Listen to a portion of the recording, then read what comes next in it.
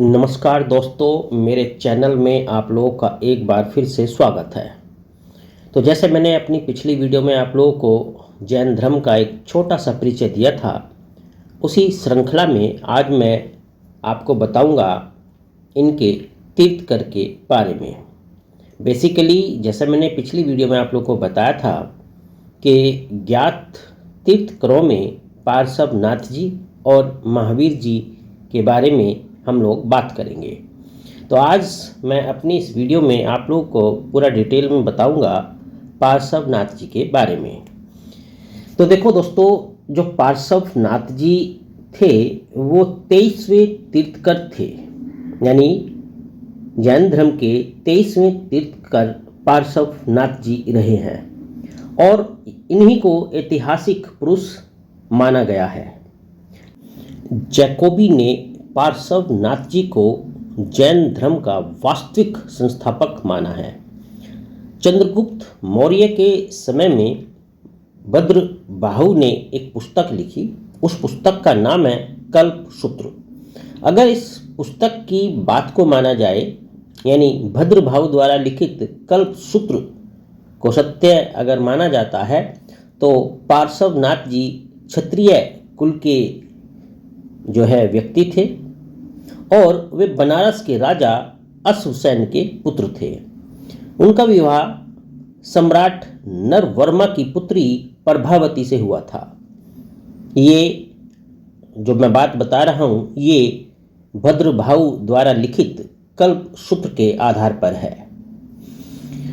अब इनका जो विवाह प्रभावती जी से हुआ था, ठीक है, इस राजकुमार को वहाँ की जो जनता थी वो खूब प्यार किया करती थी और इन्होंने अपना गृहस्थ जीवन 30 वर्ष की आयु तक जो है भोगा। 30 वर्ष की आयु के बाद ये सन्यासी बन गए और इन्होंने पूरे 83 यानी 83 दिन तक समाधि लगाई और मुक्ति प्राप्त की। और दोस्तों, आपके लिए मैं बता देना चाहूँगा कि इन्होंने जो 83 दिन की तपस्या की, ठीक है, वो संवेत पर्वत पर जाकर इनको जो है ज्ञान की प्राप्ति हुई थी पूरे 83 दिन की तपस्या के बाद। और जिस परम ज्ञान को इन्होंने प्राप्त किया वह कैवल्य के नाम से प्रसिद्ध हुआ, मतलब कैवल्य के नाम से प्रसिद्ध हुआ। तो ये बात बड़ी नोट करने की बात है, आप लोग के बहुत काम आएगी। कैवल्य के नाम से वो ज्ञान प्रसिद्ध हुआ जो इन्होंने प्राप्त किया। अब इसकी जो अगली बात मैं आपको बताना चाहता हूँ, उनके पास 8 गण और 8 गंधार थे। ध्यान देने वाली बात है, 8 गण और 8 गंधार थे। पार्श्वनाथ जी के 16,000 भ्रमण अनुयायी थे। ये बात आप लोग नोट करना, 16,000 भ्रमण अनुयायी थे और आर्यदत्त उनमें सर्वश्रेष्ठ था। आर्यदत्त सर्वश्रेष्ठ था। 38,000 विभूषणियों ने उनका अनुगमन किया था। ये सब चीज़ें आप लोग के कंपटीशन में बड़े काम आने वाली हैं, तो इसलिए बड़े ध्यान से आप लोग इनको सुनना। और 1,64,000 पुरुषों और 3,27,000 स्त्रियों ने उनके बताए हुए मार्ग को फॉलो किया, यानी एक तरीके से वो भी इनके अनुयायी थे। उन्होंने इनके द्वारा बताए गए मार्ग को अपनाया। संवेत पर्वत के शिखर पर, ध्यान देना, जो पार्श्वनाथ जी थे उन्होंने जो अपना शरीर त्यागा वो 100 वर्ष की उम्र में संवेत पर्वत के शिखर पर अपना शरीर त्याग दिया था। और दोस्तों, कहा जाता है कि 8वीं शती ईसा पूर्व उनका समय था। और दोस्तों, मैं आपको ये भी बता देना चाहता हूँ कि पार्श्वनाथ जी की जो मृत्यु हुई थी वो महावीर जी की मृत्यु से 250 वर्ष पूर्व हुई थी। अर्थात महावीर स्वामी जी और पार्श्वनाथ जी की दोनों की मृत्यु के बीच में जो समय था वो 250 साल का रहा। एक जैन अनुश्रुति के अनुसार यानी अगर हम जैन अनुश्रुति पर भरोसा करें तो उनके अनुसार इन्होंने 70 साल तक अपने धर्म का प्रचार किया। जैन ग्रंथों में पार्श्वनाथ जी को पुरुष आदि नियम कहा गया है, अर्थात पुरुषादि नियम कहा गया है। इनके जो अनुयायी होते थे, इनके अनुयायियों को निर्ग्रंथ कहा गया है। निर्ग्रंथ का क्या मतलब होता है ये मैंने आप लोगों को बड़े अच्छे से समझाया था अपनी पिछली वीडियो में। पार्श्वनाथ जी के समय में निर्ग्रंथ संप्रदाय 4 गणों में या संघों में विभक्त था और प्रत्येक गण एक गणधर के अंतर्गत आता था।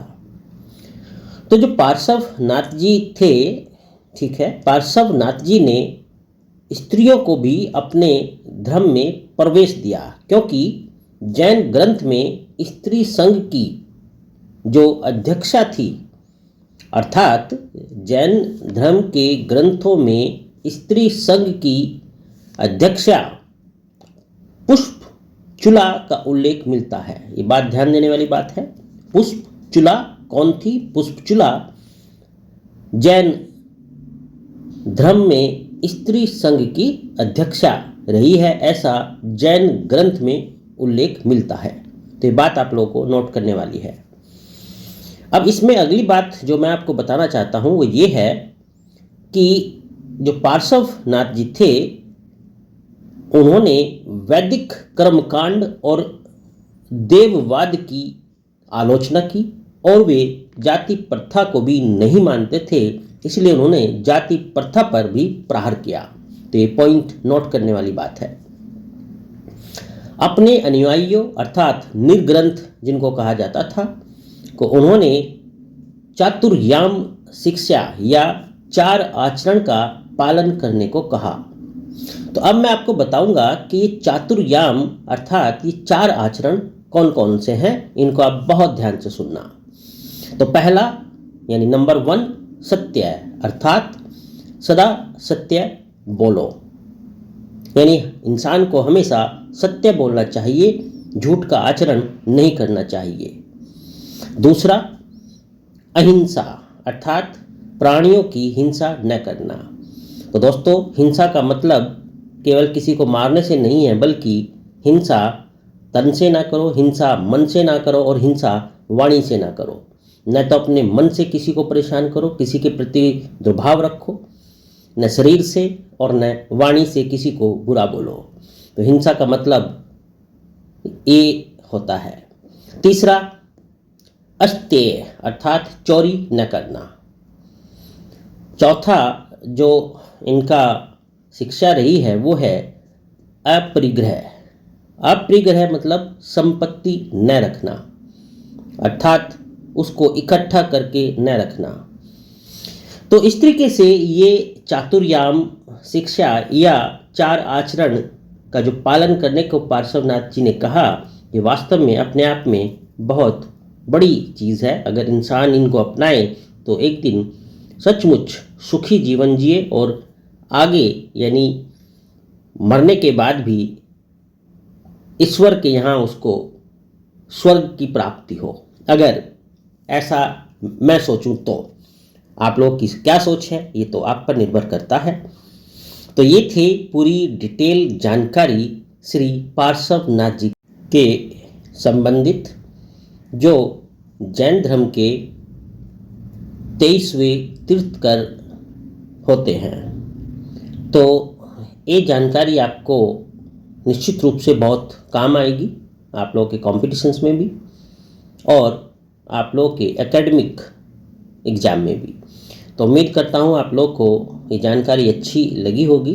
अपनी अगली वीडियो में मैं श्री महावीर स्वामी जी यानी 24वें तीर्थंकर जैन धर्म के उनके बारे में पूरी डिटेल सर्च करके पूरी जानकारी आपको दूंगा। आप लोग वीडियो का इंतज़ार करना, चैनल को सब्सक्राइब करना और लाइक करना और अपने दोस्तों में शेयर करना, ताकि श्री पार्श्वनाथ जी के बारे में उन्हें भी जानकारी हासिल हो। आप मुझसे जुड़े हैं, इसका आपका बहुत बहुत धन्यवाद। आपका दिन शुभ हो। चलिए अलविदा।